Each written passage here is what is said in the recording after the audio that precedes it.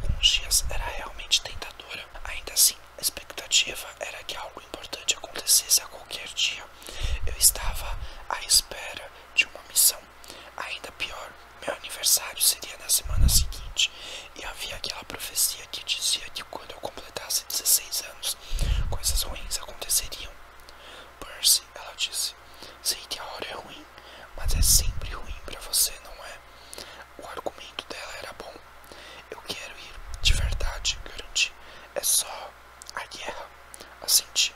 Eu não gostava de falar sobre isso, mas Rachel sabia.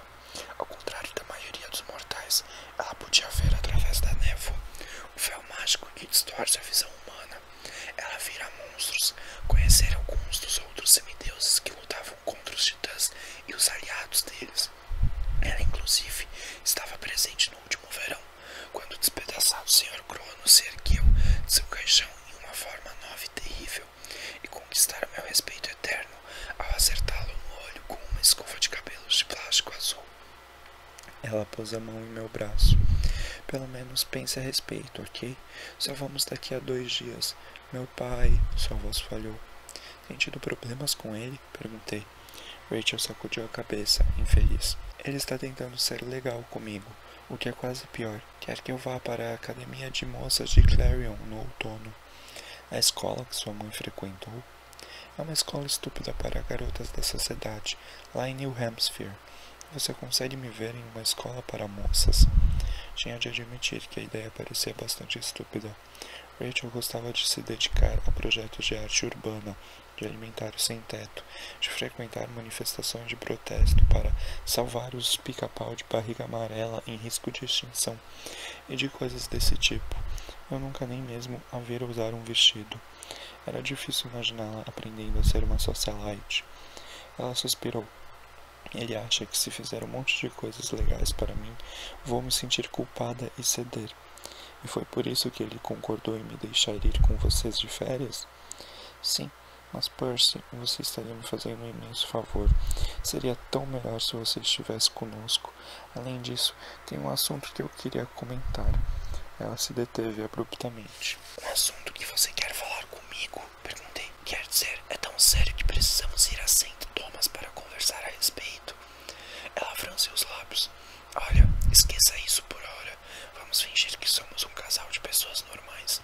Saímos para dar um passeio e estamos olhando o oceano, porque é legal ficar junto. Eu podia ver que algo a incomodava, mas ela exibiu um sorriso corajoso. A luz do sol fazia seu cabelo parecer feito de fogo. Havíamos passado um bocado de tempo juntos naquele verão. Eu não havia exatamente planejado desse modo. Porém, quanto mais séria a situação ficava no acampamento, mais eu tinha necessidade de ligar para Rachel e dar uma escapada, só para respirar um pouco. Precisava me lembrar de que o mundo mortal ainda estava lá, distante de todos os monstros que queriam me usar como um saco de pancadas. Ok, concordei. Apenas uma tarde normal e 2 pessoas normais. Ela sentiu. E então, hipoteticamente, se essas 2 pessoas se gostassem, o que seria preciso para que o garoto estúpido beijasse a garota, hein? Ah, eu me senti como uma das vacas sagradas de Apolo, lento, burro e vermelho. Não posso fingir que não pensava em Rachel. Era tão mais fácil ficar na companhia dela do que na de algumas outras garotas que eu conhecia. Eu não precisava me esforçar, nem tomar cuidado com o que falava, nem queimar o cérebro para decifrar o que ela estava pensando. Rachel não escondia muito, ela demonstrava o que sentia. Eu não sei o que teria feito a seguir, mas estava tão distraído que não percebia a forma enorme e escura descendo do céu, até que 4 cascos pousaram no capô do Prius com um crunch. Ei, chefe, disse uma voz acima da minha cabeça. Que carro bacana. O Pegasus Blackjack era um velho amigo, então tentei não ficar muito aborrecido com as crateras que ele acabara de abrir no capô, mas não achava que meu padrasto fosse ficar muito alegre. Blackjack, suspirei. Onde você está? Então vi quem eu estava montado e percebi que meu dia estava prestes a se complicar. E muito. E aí, Percy? Charles Beckendorf, líder do chalé de Hefesto, faria a maioria dos monstros chorar chamando pela mamãe. Ele era enorme, tinha músculos muito definidos por causa do trabalho nas forjas, todo o verão. Era 2 anos mais velho que eu, e um dos melhores ferreiros de armadura do acampamento. Ele criou verdadeiras engenhocas mecânicas para mim. Um mês antes, montaram um mecanismo grego incendiário no banheiro de um ônibus de turismo que levava um bando de monstros para o outro lado do país. A explosão liquidou uma legião inteira de seres malignos de Cronos assim que a primeira Harpia deu a descarga. Beckendorf estava vestido para o combate. Usava um peitoral de bronze, um elmo de guerra, calça de camuflagem preta e uma espada presa por correia na lateral do corpo. Sua sacola de explosivos pendia a tiracolo. Está na hora? Perguntei. Ele assentiu sombriamente. Um nó formou-se em minha garganta. Eu sabia que aquilo estava por vir. Havíamos planejado durante semanas, mas eu, de certo modo, esperava que nunca acontecesse. Rachel olhou para Beckendorf. Oi. Ah, ei, eu sou Beckendorf. Você deve ser Rachel. Percy me falou. Quer dizer, ele mencionou você. Rachel ergueu uma sobrancelha. Verdade? Bom, ela olhou para Blackjack, que batia os cascos no capô do Prius. Acho então que vocês precisam salvar o mundo agora. É por aí, concordou Beckendorf. Olhei para Rachel, impotente. Você pode dizer à minha mãe. Eu digo a ela, tenho certeza de que já está acostumada. Explico a Paul sobre o capô. Fiz um gesto com a cabeça, agradecendo. Pensei que provavelmente seria a última vez que Paul me emprestava seu carro. Boa sorte. Rachel me beijou antes que eu pudesse sequer reagir. Agora vá, meio sangue. Mate alguns monstros por mim. Minha última visão dela foi sentada no banco do carona do Prius, de braços cruzados, olhando Blackjack descrever círculos no ar, cada vez mais alto, levando-me com Beckendorf para o céu. Imaginei o que Rachel queria falar comigo e se eu viveria tempo suficiente para descobrir. Então, disse Beckendorf, acho que você não vai querer que eu comente aquela pequena cena com Annabeth. Ah, céus, murmurei, nem pense nisso. Beckendorf deu uma risadinha e juntos fomos planando acima do Atlântico. Era quase noite quando avistamos nosso alvo, o Princesa Andrômeda. Brilhava no horizonte um imenso navio de cruzeiro iluminado de amarelo e branco. À distância podia-se pensar que se tratava apenas de um navio de turismo e não do quartel-general do Senhor dos Titãs. Então, à medida que se aproximava, podia-se notar a gigantesca figura de proa, uma donzela de cabelos escuros e uma túnica grega envolta em correntes, com uma expressão de horror no rosto, como se pudesse sentir o fedor de todos os monstros que estava sendo obrigada a carregar. Ver o navio novamente fez meu estômago se revirar. Por 2 vezes eu quase morrera no Princesa Andrômeda. Agora o navio estava seguindo direto para Nova York. Sabe o que fazer? Gritou Beckendorf acima do ruído do vento. Confirmei com um aceno de cabeça. Havíamos ensaiado nos estaleiros de New Jersey, usando navios abandonados como alvo. Eu sabia que teríamos pouco tempo, mas também sabia que aquela era a nossa melhor oportunidade de pôr fim à invasão de Cronos antes mesmo de seu início. Blackjack, eu disse, deixe-nos na popa, no convés mais baixo. Entendido, chefe, ele disse. Cara, odeio ver esse navio. 3 anos antes, Blackjack fora mantido como escravo no Princesa Andrômeda, até escapar com uma pequena ajuda minha e de meus amigos. Acho que ele preferiria ter a crina trançada como a do meu querido pônei a voltar ali. Não espere por nós, eu lhe disse. Mas, chefe, confie em mim, vamos sair sozinho. Blackjack encolheu as asas e mergulhou na direção do navio, como um cometa negro. O vento zumbia em meus ouvidos. Eu via monstros patrulhando os convéses superiores do navio. Dracainai, cães infernais, gigantes e leões marinhos, humanoides, demoníacos, conhecidos como Teuquines. Mas passamos por eles tão rápido que ninguém deu o alarme. Descemos em disparada até a popa de embarcação, e Blackjack abriu as asas, pousando suavemente no convés inferior. Desmontei, sentindo-me enjoado. Boa sorte, chefe, disse Blackjack. Não deixe que eles o transformem em comida de tubarão. Com isso, meu velho amigo voou para dentro da noite. Tirei minha caneta do bolso e a destampei, e contra a corrente se expandiu até seu tamanho real, 90 centímetros de bronze celestial letal brilhando no cair da noite. Beckendorf tirou um pedaço de papel do bolso. Pensei que fosse um mapa ou algo assim, então percebi que era uma foto. Ele a fitou na luz fraca. O rosto sorridente de Selena Beauregard, filha de Afrodite. Eles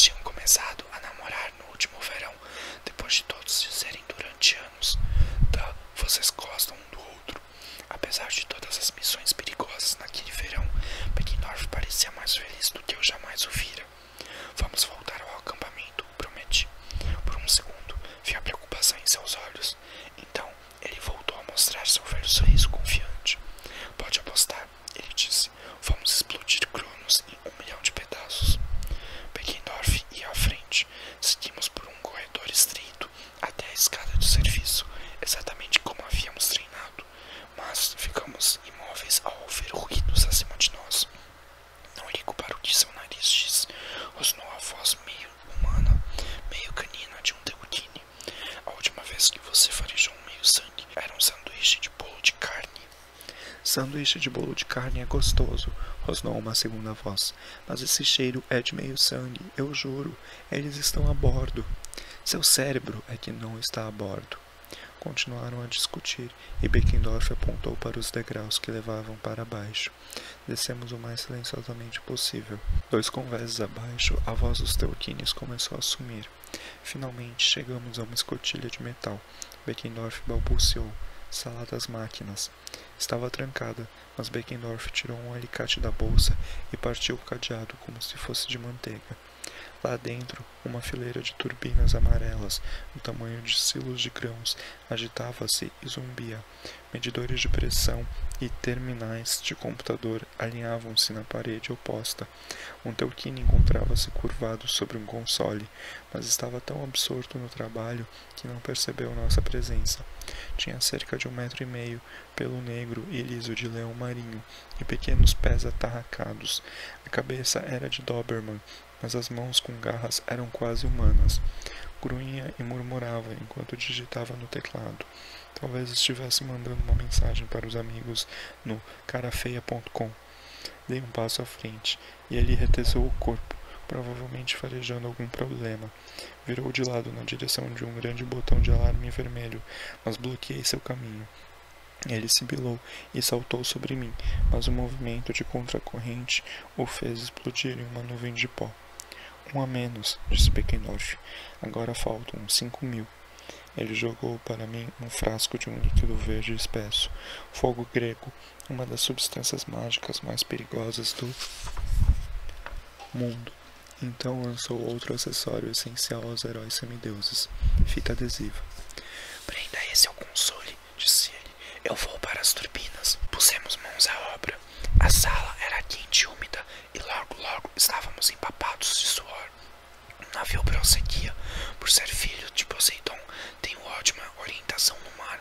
Não me pergunte como, mas sabia que estávamos a 40,19 graus norte, 71,90 graus oeste, seguindo a 18 nós, o que significava que o navio chegaria ao porto de Nova York ao amanhecer. Aquela seria a nossa única chance de detê-lo. Eu acabara de prender um segundo frasco de fogo grego aos painéis de controle quando ouvi o ruído de pés nos degraus de metal. Eram tantas as criaturas descendo a escada que eu podia ouvi-las, apesar do barulho dos motores. Aquilo não era um bom sinal. Meus olhos encontraram o de Beckendorf. Quanto tempo mais? Bastante tempo. Ele bateu no relógio, que era nosso detonador de controle remoto.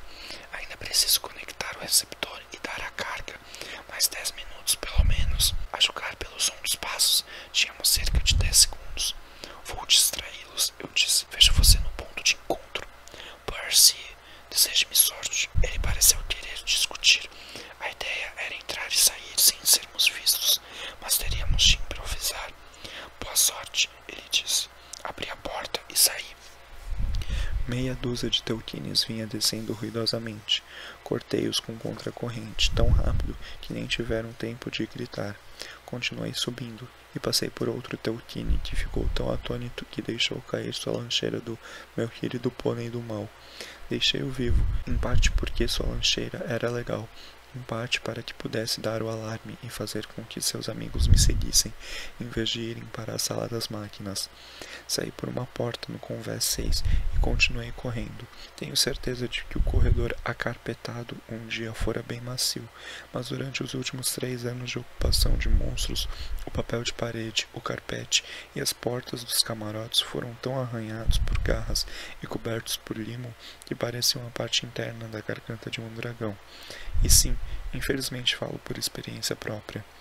Em minha primeira visita ao Princesa Andrômeda, meu velho inimigo Luke, para manter as aparências, levava a bordo alguns turistas atordoados, envoltos pela névoa, de modo a não se darem conta de que estavam em um navio infestado por monstros. Agora eu não via sinal algum de turistas. Odiava pensar no que havia acontecido a eles, mas duvidava que os tivessem deixado ir para casa com seus ganhos no bingo. Alcancei a área externa, um grande shopping aberto que tomava todo o centro do navio. e de repente me detive. No meio do pátio havia uma fonte e, sobre ela, estava um caranguejo gigante. Não estou falando gigante como uma oferta especial na lanchonete Rei dos Caranguejos. Digo gigante porque era maior do que a fonte. O monstro erguia-se a 3 metros da água. Seu casco era malhado de azul e verde, e as pinças eram maiores do que o meu corpo. Se você já viu a boca de um caranguejo, toda espumosa e nojenta, com pelos e restos de comida, pode imaginar que a daquele não parecia nem um pouco melhor, ampliada ao tamanho de um outdoor. Seus olhos negros semelhantes a contas me fitaram, e eu pude ver que neles havia inteligência e ódio. O fato de eu ser filho do deus do mar não me garantiria pontos com o senhor caranguejo. Ele sibilou, espuma do mar pingando de sua boca. O cheiro que vinha dela era como o de uma lixeira cheia de pedaços de peixe que haviam ficado a semana inteira ao sol. O alarme soou estridente. Logo eu teria muita companhia e precisava seguir adiante. Zangado, fui avançando bem devagar pela margem do pátio. Eu vou apenas passar bem longe de você para... O caranguejo moveu-se numa velocidade impressionante. Saiu rapidamente da fonte e veio diretamente até mim, as pinças abrindo e fechando. Entrei correndo em uma loja de souvenirs, abrindo caminho em meio a uma arara de camisetas. Uma pinça estilhaçou as vitrines e revirou a loja. Corri de volta para fora, respirando ofegante, mas o senhor caranguejo virou-se e me seguiu. Ali, disse uma voz do balcão acima de mim. Intruso. Se eu queria criar uma distração, conseguira, mas não era ali que eu queria lutar. Se fosse apanhado no centro do navio, viraria comida de caranguejo. O demoníaco crustáceo lançou-se sobre mim, brandi contra a corrente, arrancando a ponta de sua pinça. Ele sibilou e espumou, mas não parecia muito machucado. Tentei me lembrar de algum detalhe das histórias antigas que pudesse me ajudar com aquela criatura. Annabeth me falara sobre um caranguejo monstro, algo a respeito de Hércules, tê-lo esmagado com o pé. Isso não funcionaria ali. Aquele caranguejo era um pouco maior que o meu tênis. Então um estranho pensamento me ocorreu.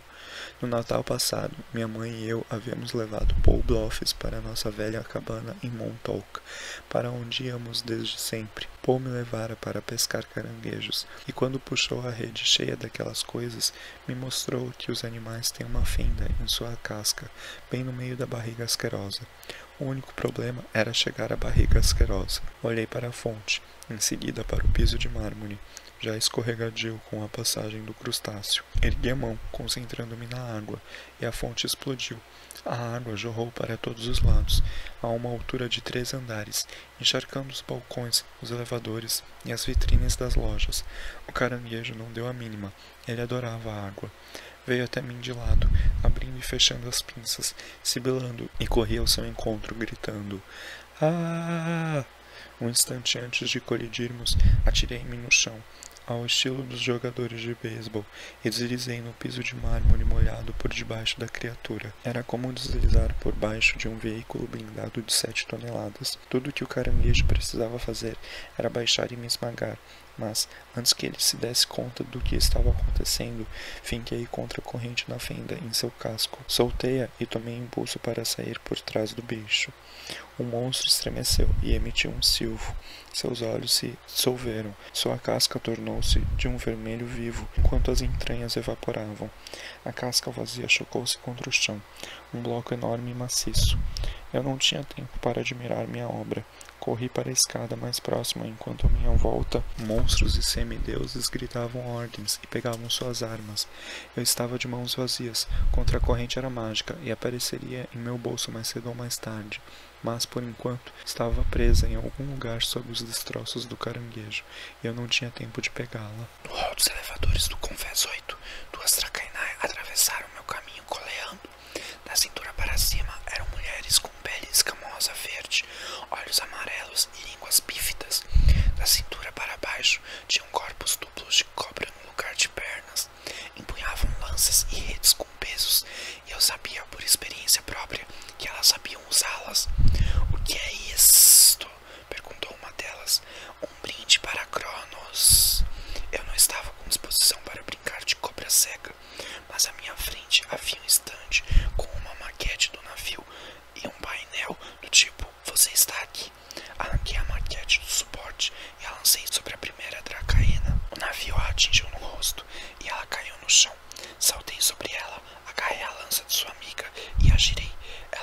atirou-se contra o elevador e eu continuei correndo em direção à proa do navio. Peguem-no, ela gritou. Cães infernais latiam. Uma flecha vinda de sabe-se lá de onde passou zunindo por meu rosto e cravou-se na parede revestida de mogno da escada. Eu não ligava, contanto que mantivesse os monstros longe da sala de máquinas e ganhasse tempo para Beckendorf. Enquanto eu subia correndo a escada, um garoto vinha descendo. Parecia ter acabado de acordar de um cochilo. Sua armadura estava colocada pela metade. Ele sacou a espada e gritou: Cronos! Mas soou mais assustado do que furioso. Não podia ter mais de 12 anos, aproximadamente a idade que eu tinha quando cheguei pela primeira vez ao acampamento meio-sangue. Esse pensamento me deprimiu. O garoto estava sofrendo uma lavagem cerebral. Estava treinado para odiar os deuses e se rebelar contra o fato de ter nascido metade olimpiano. Cronos o estava usando e, no entanto, o garoto acreditava que eu era seu inimigo. Eu não o machucaria, de maneira alguma. Não precisava de uma arma para isso. Desviei-me de seu golpe e agarrei-lhe o pulso, batendo-o contra a parede. A espada caiu de sua mão. Então fiz algo que não havia planejado. Provavelmente foi estúpido. Decididamente coloquei em risco nossa missão, mas não pude evitar. Se quiser viver, eu lhe disse, saia desse navio agora. Avise os outros semideuses. Então o empurrei degraus abaixo, mandando-o aos tropeços para o piso inferior. Continuei subindo. Mas recordações. Um corredor passava pela cafeteria. Annabeth, meu meio-irmão Tyson e eu havíamos percorrido furtivamente 3 anos antes em minha primeira visita, saindo com o gás principal. Além da amura de bom bordo, o céu escurecia, passando do púrpura para o negro. Uma piscina reluzia entre 2 torres de vidro, com mais balcões e varandas de restaurantes. Toda a parte superior do navio parecia sinistramente deserta. Tudo o que eu precisava fazer era atravessar para o outro lado. Então poderia tomar a escada que descia para o heliporto, nosso ponto de encontro de emergência. Com alguma sorte, Beckendorf estaria ali. Nós pularíamos no mar. Meus poderes aquáticos protegeriam nós dois e detonaríamos as cargas explosivas uns 400 metros dali. Eu havia atravessado metade do convés quando o som de uma voz me deixou paralisado. Está atrasado, Percy. Luke estava no balcão acima de mim, um sorriso no rosto marcado pela cicatriz. Ele usava jeans, camiseta branca e chinelos de dedo, como se fosse um rapaz normal, mas seus olhos revelavam a verdade. Eram de um dourado intenso. Estamos esperando você há dias. A princípio, a voz dele soava normal, como a de Luke, mas então seu rosto se contorceu. Um tremor percorreu seu corpo, como se ele tivesse acabado de beber algo de sabor detestável. Sua voz tornou-se mais pesada, ancestral e poderosa. A voz do Senhor Titã Cronos. As palavras desciam raspando pela minha espinha, como a lâmina de uma faca. Venha curvar-se diante de mim. Certo, fique esperando, murmurei. Destrigões gigantes formaram fila de ambos os lados da piscina, como se estivessem esperando uma deixa. Cada um deles tinha 2,5 metros de altura, braços tatuados, armadura de couro e porretes com espigões. Arqueiros semideuses surgiram no andar acima de Luke. 2 cães infernais saltaram do balcão do outro lado e rosnaram para mim. Em segundos eu estava cercado. Uma armadilha. Não havia como eles terem assumido posição tão rápido, a menos que soubessem que eu viria. Ergui os olhos para Luke e a raiva ferveu dentro de mim. Eu não sabia se a consciência de Luke ainda estava dentro daquele corpo. Talvez pelo modo como sua voz mudara, ou talvez fosse apenas Cronos se adaptando à nova forma. Disse a mim mesmo que isso não importava. Luke havia se desviado e se bandeado para o mal muito antes de Cronos se apoderar dele. Uma voz em minha cabeça disse: precisarei lutar contra ele mais dia menos dia. Por que não agora? Segundo a grande profecia, eu teria de fazer uma escolha que salvaria ou destruiria o mundo quando tivesse 16 anos. Isso seria dali apenas 7 dias. Por que não naquele momento? Se eu tivesse mesmo tal poder, que diferença faria uma semana? Podia pôr fim àquela ameaça bem ali, abatendo Cronos. Ei, eu já lutara contra monstros e deuses. Como se lesse meus pensamentos, Luke sorriu. Não, ele era Cronos. Eu precisava me lembrar disso. Aproxime-se, ele disse. se tiver coragem. A multidão de monstros abriu caminho. Subi as escadas, o coração em disparada. Tinha certeza de que alguém me apunhalaria pelas costas, mas me deixaram passar. Tateei o bolso e encontrei minha caneta à espera. Destampei-a e contra a corrente transformou-se em espada. A arma de Cronos apareceu em suas mãos. Uma foice de quase 2 metros, metade bronze celestial, metade aço letal. Só de olhar para aquela coisa, meus joelhos se transformaram em gelatina. Mas antes que eu mudasse de ideia, ataquei. O tempo desacelerou, quer dizer, literalmente mesmo, pois Cronos tinha esse poder. Minha sensação era de estar me movendo em meio a um melado. Meus braços estavam tão pesados que eu mal conseguia erguer a espada. Cronos sorriu, girando a foice em velocidade normal e esperando que eu me arrastasse para a morte. Tentei lutar contra sua magia, concentrei-me no mar à volta, a origem de meu poder. Com o passar dos anos, eu melhorara minha capacidade de canalizá-lo, mas agora nada parecia acontecer. Dei outro passo vagaroso à frente. Gigantes zombavam, Dracainai sibilavam, as gargalhadas. Ei, oceano, agora estaria ótimo. De repente, senti uma dor lacinante na barriga. O navio aternou, derrubando monstros. 15.000 litros de água salgada ergueram-se da piscina, encharcando a mim, Cronos e todos os que estavam no convés. A água me revitalizou, quebrando o feitiço do tempo, e investi contra Cronos. Eu ataquei, mas ainda fui lento demais. Cometi o erro de olhar para seu rosto, o rosto de Luke, um cara que já fora meu amigo. Por mais que eu o odiasse, era difícil matá-lo. Cronos, diferentemente, não hesitou e baixou a foice. Saltei para trás e a lâmina maligna errou por pouco mais de 1 centímetro, abrindo um buraco no convés bem entre meus pés. Chutei Cronos no peito. Ele cambaleou para trás, mas era mais pesado do que Luke seria. Tive a sensação de ter chutado uma geladeira. Ele brandiu a foice novamente e eu a desviei com contra-corrente, mas seu golpe foi tão poderoso que minha lâmina mal pôde desviá-lo. A ponta da foice cortou a manga da minha camisa e arranhou meu braço. Não era um ferimento sério, mas todo aquele lado de meu corpo explodiu de dor. Lembrei-me do que um demônio marinho uma vez dissera sobre a foice de Cronos. Cuidado, seu tolo. Um só toque e a lâmina vai separar sua alma de seu corpo. Agora compreendi o que ele quis dizer. Eu não estava apenas perdendo sangue. Podia sentir minha força, minha vontade, minha identidade se esvaindo. Recuei, cambaleando. Passei a espada para a mão esquerda e a investi contra ele desesperadamente.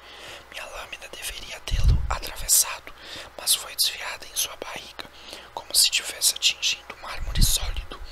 Não havia como ele ter sobrevivido àquele golpe. Cronos riu. Que desempenho fraco, Percy Jackson. Luke me disse que você nunca foi páreo para ele com a espada. Minha visão estava turva. Eu sabia que não tinha muito tempo. Luke deixava que qualquer vitoriazinha lhe subisse a cabeça, eu disse. Mas pelo menos a cabeça era dele. É uma pena matá-lo agora, replicou Cronos, antes que o plano final se revele. Eu adoraria ver o terror em seus olhos quando soubesse como vou destruir o Olimpo. Você nunca vai chegar com esse navio a Manhattan.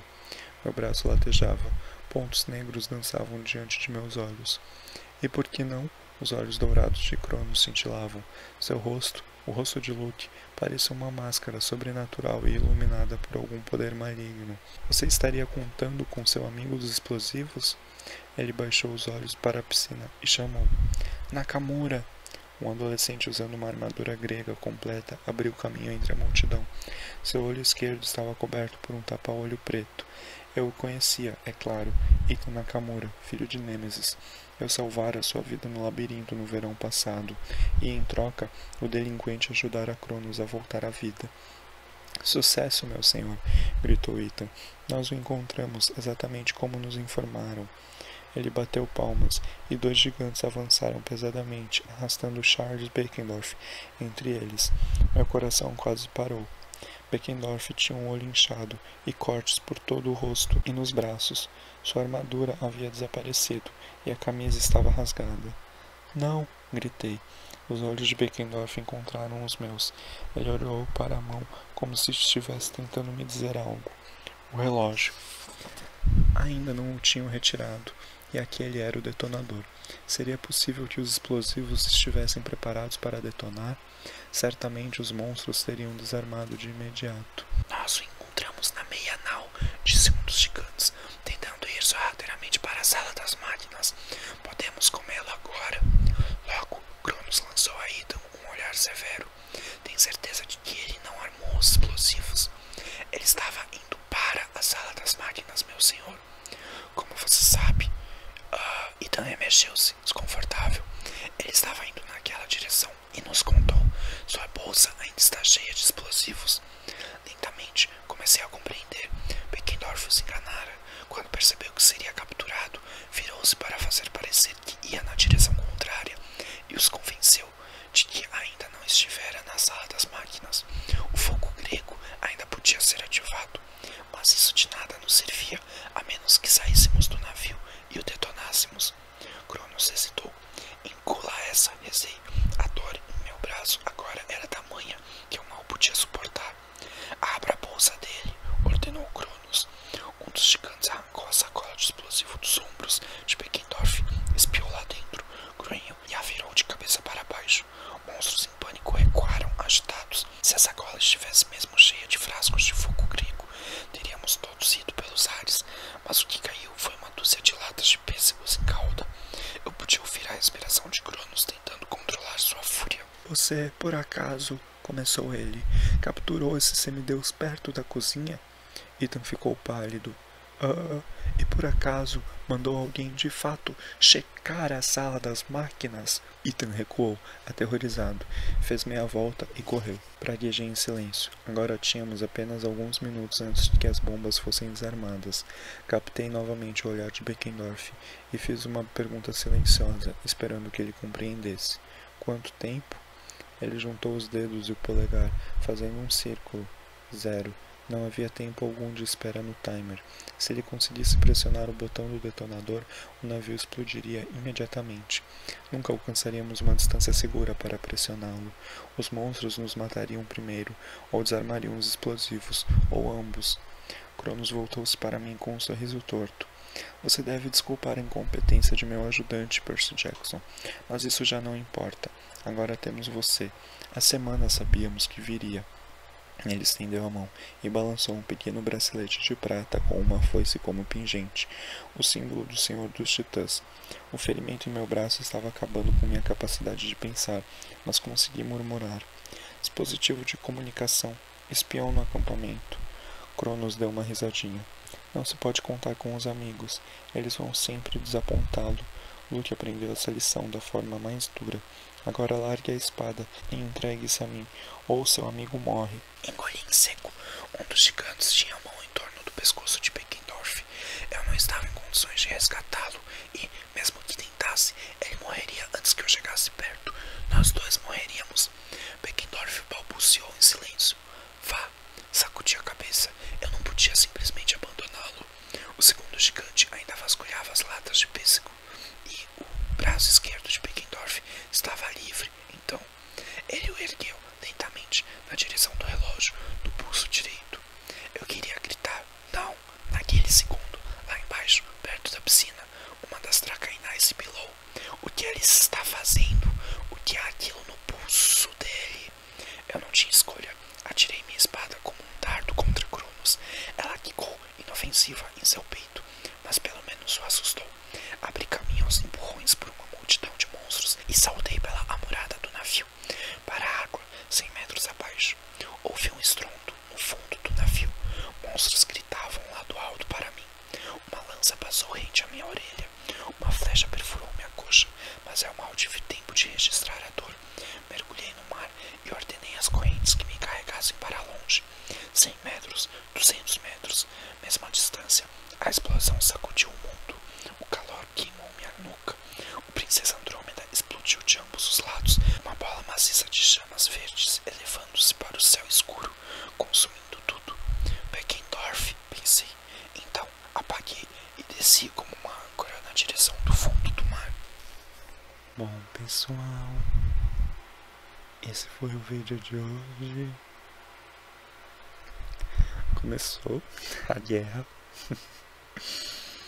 E com esse capítulo triste. Eu acho que, assim, minha opinião sobre esse capítulo, né? É um capítulo de guerra mesmo, né? Porque guerras exigem sacrifícios e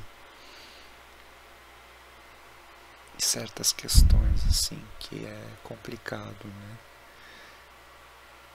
De se falar, mas